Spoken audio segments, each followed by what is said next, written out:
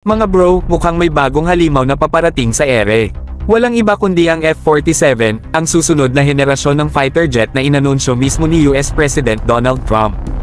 At ang pinakamalupit, may posibilidad na makakuha rin ang mga kalyadong bansa kasama na ang Pilipinas. Kung totoo ito, tiyak na ibang level na ang magiging depensa ng Philippine Air Force. Ayon kay Trump, ito ang kauna-unahang 6th generation fighter jet na ay develop ng US Air Force. Ibig sabihin, mas advanced pa ito sa F-22 Raptor at F-35 Lightning II, dalawang pinakamalalakas na fighter jet sa mundo ngayon. Mas stealthy, mas deadly, at posibleng may AI at laser weaponry na.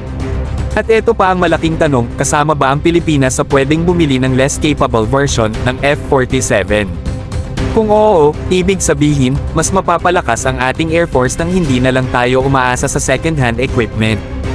Imagine nyo na lang kung may sarili tayong fleet ng F-47, kahit downgraded version pa yan, automatic game changer na yan sa Asia. Alam nating hindi mura ang ganitong klase ng jet, pero kung magpapatuloy ang magandang relasyon ng Pinas sa US, hindi malabong magkaroon tayo ng access sa ganitong cutting-edge technology.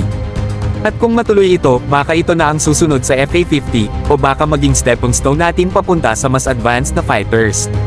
Mukhang hindi na lang lip service ang pagpapalakas ng ating air defense mga bro. Pero syempre, ang tanong pa rin, seryoso ba ang US dito, o campaign promise lang? Alam nating may eleksyon sa kanila, kaya dapat nating bantayan kung ito ay magiging realidad o pangako lang. Pero kung matuloy ito, tiyak na magpapasabog ng ingay sa mundo ng aerospace defense.